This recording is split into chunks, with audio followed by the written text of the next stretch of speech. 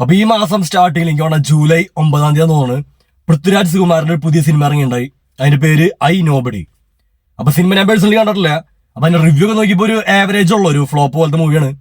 6 rating വരണുള്ളൂ. അപ്പൊ ഒരു average നിലവാരമുള്ള സിനിമയ്ക്ക്. അപ്പൊ സിനിമ ഇറങ്ങിയ അന്ന് തൊട്ട്, അതായത് സിനിമ ഇറങ്ങിയ ഫസ്റ്റ് ഡേ തൊട്ട് ഇതിനെതിരെ ഭയങ്കരമായിട്ടൊരു നെഗറ്റീവ് ക്യാമ്പയിൻ, അതായത് സിനിമ ഇറങ്ങിയ ആൾക്കാർ അഭിപ്രായം പറയുന്നതിന് മുമ്പ് തൊട്ട് ഒരു നെഗറ്റീവ് ക്യാമ്പയിൻ ഈ സിനിമയ്ക്കെതിരെ ഉണ്ടായിരുന്നു. അപ്പൊ അത് ഭൂരിഭാഗം വന്നിരുന്നത് എന്റെ ഒബ്സർവേഷനിൽ എനിക്ക് മനസ്സിലായത് BJP അനുകൂല ഹാൻഡിലുകൾ, എസ്പെഷ്യലി യൂട്യൂബിലുള്ള BJP അനുകൂല ഹാൻഡിൽസ് എന്നാണ് വന്നോണ്ടിരുന്നത്. അപ്പൊ അതില് ഓഫ്കോഴ്സ് എല്ലാവർക്കും അറിയാം, ഈ എമ്പുരാന്റെ സമയം തൊട്ട് അതിന് മുമ്പായാലും ഈ ദിലീപിന്റെ സമയം തൊട്ട്, അതായത് പൃഥ്വിരാജ് ദിലീപിനെതിരെ നിന്ന ആ ഒരു കാലഘട്ടം തൊട്ട് പൃഥ്വിരാജിനൊരു വിഭാഗം ഹേറ്റേഴ്സ് ഉണ്ടായിരുന്നു. അതിപ്പോ രാഷ്ട്രീയപരമായിട്ടും അല്ലാണ്ടും. അത് എമ്പുരാൻ വന്നതോടുകൂടി വ്യക്തമായിട്ടൊരു വൻ ലോബി, അതായത് ഒരു കൾട്ടായി പൃഥ്വിരാജിന് അഗെയിൻസ്റ്റ് പറഞ്ഞ മനസ്സിലായില്ലേ.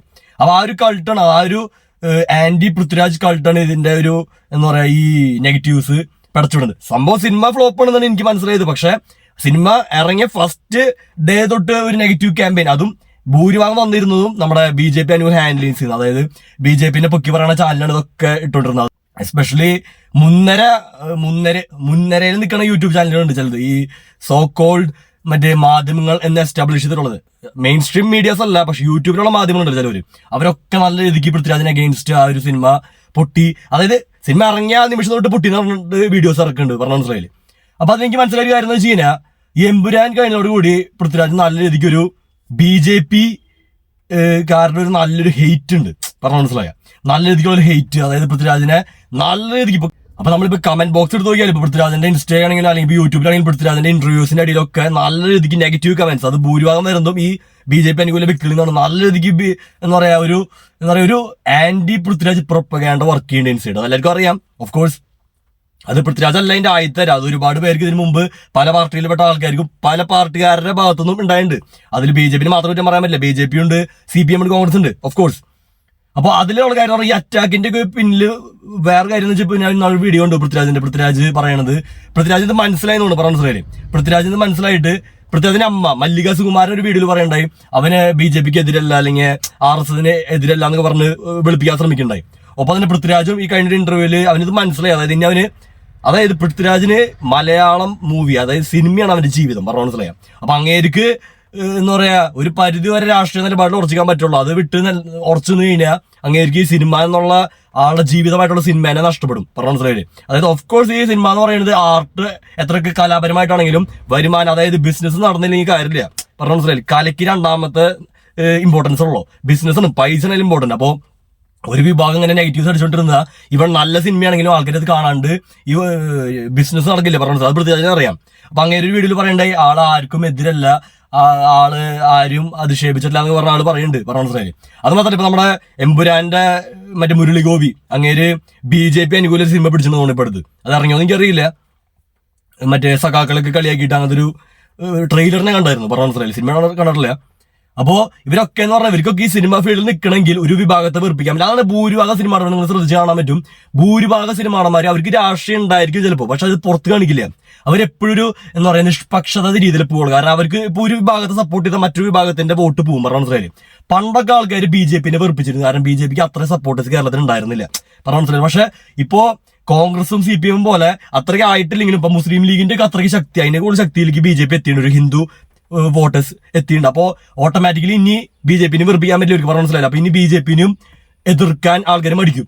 ഇപ്പോ കട്ട മുസ്ലിംസ് അല്ലെങ്കിൽ BJP വിരുദ്ധരായിട്ട് ആൾക്കാർ മാത്രമേ BJPനെ എതിർത്ത് പറയാൻ ധൈര്യപ്പെടുള്ളൂ. അത് ഇപ്പോഴത്തെ ഒരു രാഷ്ട്രീയ സിറ്റുവേഷനിൽ അങ്ങനെയാണ്. അപ്പൊ എനിക്ക് പറയാനുള്ള കാര്യം എന്ന് വെച്ചാൽ രണ്ട് സൈഡ് നോക്കണം. ഇപ്പൊ ഞാൻ പൃഥ്വിരാജിന്റെ കാര്യം പറഞ്ഞ പോലെ തന്നെ അതിന്റെ പെർഫെക്റ്റ് എക്സാമ്പിൾ നേരെ ഓപ്പോസിറ്റ് ആണ് നമ്മുടെ ഉണ്ണി മുകുന്ദൻ. അതായത് ഉണ്ണി മുകുന്ദൻ എന്ന് പറഞ്ഞ വ്യക്തിക്ക് ഈ പൃഥ്വിരാജ് അനുഭവിച്ച പോലെ തന്നെ നല്ലൊരു ഹെയ്റ്റ് ഉണ്ട്, ഇപ്പോഴും ഉണ്ട്. അത് ഏത് വിഭാഗത്തിൽ നിന്നാ? BJP കാര്യം എന്നല്ല, നല്ല എനിക്ക് വേണ്ട മുസ്ലിം ലീഗിന്റെ അല്ലെങ്കിൽ മുസ്ലിം വിഭാഗത്തിൽ നിന്ന്. എനിക്ക് ഓൺലൈനിൽ മനസ്സിലായ കാര്യമാണ്, അല്ലെങ്കിൽ എനിക്ക് എന്റെ ഒബ്സർവേഷനിൽ മനസ്സിലായ കാര്യമാണ്.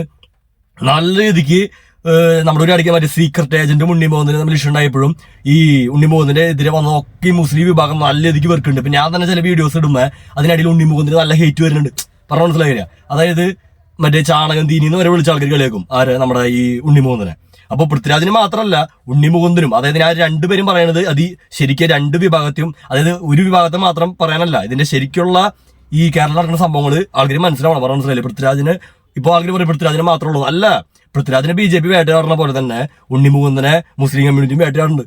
ഇപ്പൊ ഉണ്ണിമുകുന്ദന്റെ സിനിമകൾ ഒരു ഇടയ്ക്ക് ഓടാണ്ടിരുന്നതും മാർക്കോ വന്നപ്പോ ഈ വേറെ രാഷ്ട്രീയം ഒന്നും ഉണ്ടായിരുന്നില്ല. പക്ക അടിപൊളി സിനിമയായിരുന്നു, ഒരു ആക്ഷൻ മൂവി ആയതുകൊണ്ട് അതെല്ലാവരും പോയി കണ്ടു, നല്ല ഹിറ്റായി. പക്ഷെ അല്ലാണ്ട് ഉണ്ണിമുകുന്ദന്റെ സിനിമയ്ക്ക് അല്ലെങ്കിൽ ഉണ്ണിമുകുന്ദനും ഉണ്ണിമുകുന്ദന്റെ ഇപ്പൊ ഒരു വീഡിയോ ഇട്ടാലും ഉണ്ണിമുകുന്ദൻ അതിന്റെ അടിയിൽ ഒരു മുസ്ലിം കമ്മ്യൂണിറ്റി ഉണ്ണിമുകുന്ദനെ ഹേറ്റ് ചെയ്ത് വരും. പറഞ്ഞ മനസ്സിലായില്ലേ? കാരണം ആ ഒരു BJP അനുകൂല വ്യക്തി ആയതുകൊണ്ട്. അപ്പോ ഇപ്പൊ നമ്മള് ഉണ്ണിമുകുന്ദനും പൃഥ്വിരാജിനെ എടുക്കാണ്ട് ഇപ്പൊ നമ്മുടെ പണ്ടത്തെ ഇതിലൂടെ ഏജ് ആയിട്ടുള്ള ആക്ടേഴ്സ് ആയിട്ടുള്ള മമ്മൂട്ടി, സുരേഷ് ഗോപി. മമ്മൂട്ടി എന്ന് പറയുന്നത് ഒരു മുസ്ലിമാണ്, അല്ലെങ്കിൽ ഒരു CPM അനുകൂല നിലപാടിന് അടുത്ത അനുകൂലനാണ്. അപ്പൊ അതിന്റെ പേരിൽ ഒരുപാട് ഹിന്ദുസും BJP അനുകൂല വ്യക്തികളും മമ്മൂട്ടിനെ വെറുത്തുണ്ട്. ഇപ്പൊ ഇത്തിരി കുറഞ്ഞുണ്ട്, പക്ഷെ ഒരു നല്ല വെറുപ്പുണ്ടായിരുന്നു. ഒപ്പം നമ്മുടെ സുരേഷ് ഗോപി മലയാളികൾക്ക് ഏറ്റവും ഇഷ്ടപ്പെട്ട ഒരു ആക്ടറായിരുന്നു. പണ്ടത്തെ പോലീസ് വേഷം ഒരാൾക്കും ഇതുവരെ റിപ്ലേസ് ചെയ്യാൻ പറ്റിയിട്ടില്ല മലയാളത്തിൽ. അത്രയും ബെസ്റ്റ് ഒരു പോലീസ് വേഷം. അങ്ങനത്തെ ഒരു വ്യക്തിനെ BJP ചേർന്ന് എന്നുള്ളത് കൊണ്ട് എത്ര പേര് വെറുത്തു. പറഞ്ഞ മനസ്സിലായില്ലേ? അത് മെയിൻലി ഒരു എന്താ പറയാ ഇടത് കമ്മ്യൂണിറ്റിയും കോൺഗ്രസ് കമ്മ്യൂണിറ്റിയും അല്ലെങ്കിൽ പറഞ്ഞ പോലെ ഒരു മുസ്ലിം കമ്മ്യൂണിറ്റി നല്ല രീതിക്ക് ഇപ്പോഴും വെറുത്തുകൊണ്ടിരിക്കുക സുരേഷ് ഗോപിനെ. പറഞ്ഞ മനസ്സിലായില്ല? ആ ഒരു വീഡിയോ ആളുടെ ഒരു ഫോട്ടോയോ അല്ലെങ്കിൽ വീഡിയോ വന്നു കഴിഞ്ഞാൽ ഒരു വിഭാഗം വെറുക്കാൻ തുടങ്ങി. പറഞ്ഞ മനസ്സിലായില്ലേ? അപ്പൊ ഇതിനുള്ള കാര്യം എന്ന് വെച്ചാൽ ഇപ്പൊ ആൾക്കാർക്ക് ഒരാൾ ഇഷ്ടപ്പെടാനും വെറുക്കാനും അനുകൂലിക്കാനും വിമർശിക്കാനും ഒക്കെ അധികാരമുണ്ട്. അത് ഞാൻ എതിരല്ല. പറഞ്ഞ മനസ്സിലായി? അതൊക്കെ ആവശ്യമാണ്. എല്ലാവരും നമ്മൾ ഇഷ്ടപ്പെടാൻ മാത്രം പാടുള്ളൂ എന്ന് പറയാൻ പറ്റില്ല. എല്ലാവരും വിമർശിക്കും വേണം. പക്ഷെ അതില് ഇപ്പൊ ഒരാളുടെ ഒരു നിലപാട് തെറ്റാണെങ്കിൽ അത് തെറ്റാന്ന് പറയാം. പക്ഷെ അതിന്റെ പേരിൽ ആളെ ഫുള്ള്, അതായത് നമുക്ക് വിയോജിപ്പുണ്ടാവണം. അത് വ്യക്തികളോടല്ല, അവരുടെ നിലപാടിനോടും രാഷ്ട്രീയത്തിനോടൊക്കെ വിയോജിപ്പുണ്ടാവും. പക്ഷെ അത് അവരുടെ വ്യക്തി ജീവിതത്തിലേക്ക് കടന്നു ചെന്ന് അവരെ നിരന്തരമായി ആക്രമിക്കാനുള്ള ഒരു ടൂളാക്കി മാറ്റരുത്. പറഞ്ഞ മനസ്സിലായി? അത് നല്ലതല്ല. അത് ഏത് വിഭാഗമാണെങ്കിലും, അതിപ്പോ BJP കമ്മ്യൂണിറ്റി ആണെങ്കിലും അല്ലെങ്കിൽ ഇപ്പോ ഹിന്ദു കമ്മ്യൂണിറ്റി ആണെങ്കിലും ക്രിസ്ത്യൻസ് ആണെങ്കിലും മുസ്ലിംസ് ആണെങ്കിലും കോൺഗ്രസ് ആണെങ്കിലും CPM ആണെങ്കിലും ആരാണെങ്കിലും ഇത് ശ്രദ്ധിക്കുക. ഇത് നമ്മുടെ കേരളത്തിന് പറ്റിയതല്ല. പറഞ്ഞ മനസ്സിലായി? ഇതിപ്പോ കൂടി വരുന്നുണ്ട്. അതിപ്പോ ഈ പറഞ്ഞ 4-5 ആക്ടേഴ്സ് അല്ല, ഒരുപാട് പേർക്ക്. അപ്പൊ അതുകൊണ്ട് ആൾക്കാർക്ക് ഇപ്പൊ എന്താ പറയുക, രാഷ്ട്രീയ നിലപാടുകൾ പറയാൻ പേടിയാ. പറഞ്ഞ മനസ്സിലായി? അത് ആക്ടേഴ്സ് മാത്രമല്ല, അല്ലാണ്ടുള്ള നമ്മുടെ സോഷ്യലി ആൾക്കാർക്കൊക്കെ പേടി വന്നിട്ടുണ്ടാവും. നാളെ സാധാരണ പൊതുജനങ്ങൾക്ക് രാഷ്ട്രീയം പറയാൻ പേടിയായിരിക്കും. കാരണം മറ്റു വിഭാഗം വെറുക്കുന്നു പേടിച്ചിട്ട്. പറഞ്ഞ മനസ്സിലായില്ലേ? അതിന് ബന്ധമുണ്ടോ നമ്മുടെ ഈ ഡെമോക്രസിക്ക് തന്നെ പൊട്ടിയത്? പറഞ്ഞ മനസ്സിലായി? നിങ്ങൾക്ക് മനസ്സിലാവുന്നവർക്ക് മനസ്സിലാവും. അഭിപ്രായ സ്വാതന്ത്ര്യം തന്നെ ആൾക്കാർ ഉപയോഗിക്കാണ്ടാവും. അങ്ങനെ വരുമ്പോൾ എന്താണെന്ന് വെച്ചാൽ നമ്മുടെ ഗവൺമെന്റുകളെ നമുക്ക് എന്താ പറയാ അക്കൗണ്ടബിൾ ആയിട്ട് വയ്ക്കാനും പറ്റില്ല. അപ്പൊ ഇതൊക്കെ ജനം ശ്രദ്ധിക്കുക. അതായത് രാഷ്ട്രീയമായ വിയോജിപ്പുകളും അഭിപ്രായങ്ങളോടുള്ള എതിർപ്പൊക്കെ ഉണ്ടാവണം, അത് ആവശ്യം തന്നെ. എന്ന് കരുതി വ്യക്തികളോടോ വ്യക്തിഗതിക്കോ അത് ഉപയോഗിക്കാതിരിക്കുക. അത് ഏത് പാർട്ടി ആണെങ്കിലും ആരാണെങ്കിലും ഏത് മതവിഭാഗമാണെങ്കിലും അതിൽ മാന്യത കീപ്പ് ചെയ്ത് മുന്നോട്ട് പോയി കഴിഞ്ഞാൽ ഈ കേരളത്തിൽ ഇപ്പോഴത്തെ ഒരു സെക്യുലർ ആയിട്ടുള്ള ഒരു ശാന്തത, അതായത് 100% പെർഫെക്റ്റ് ആണെങ്കിലും മറ്റ് സംസ്ഥാനങ്ങൾ നോക്കുമ്പോൾ കേരളം കമ്പാരിറ്റീവ്ലി ബെറ്റർ തന്നെയാണ്. ഈ 10 വർഷം CPM ഭരിച്ചപ്പോഴായാലും ഇപ്പൊ കോൺഗ്രസ് ഭരിക്കുമ്പോഴായാലും ഇനിയിപ്പോ ആര് ഭരിച്ചാലും ഭാവിയിൽ എനിക്ക് പറയാൻ പറ്റില്ല. ഇപ്പൊ നിലവിൽ കഴിഞ്ഞ 10 വർഷമായാലും ഇപ്പൊ ഇനി പോണതായാലും വലിയ കുഴപ്പമൊന്നുമില്ല.